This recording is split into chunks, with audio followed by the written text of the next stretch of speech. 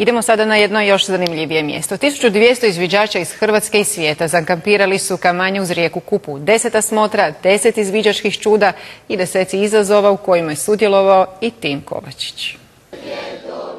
Svakoga jutra u središtu kampa poredani u stroj izviđači dižu zastavu, a zatim u glas izvikuju svoje pokliče. Ko smo mi? Najbolji mađarski učiće!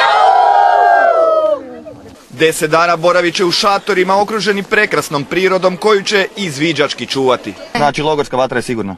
Da, oko nje su kamenja za sigurnost, a blizu toga nema ničega zapaljivog. Sportski turniri, snalaženje, vježbe orijentacije, izrada splavova na Kupi samo su neki od zadataka za 1200 izviđača. Najdraže mi je igrati najčešće neke igre, pjevati uz vatru. Pjevaj pjesmu, stari druže ti. Najprecizniji opis bi bio da je to škola života. Znači, nigdje bolje u životu ne možete savladati te životne vještine nego što su izviđači. A kakva bi to škola života bila bez ljubavi? Bude li u ovakvim kampovima i zaljubljivanja? Bude.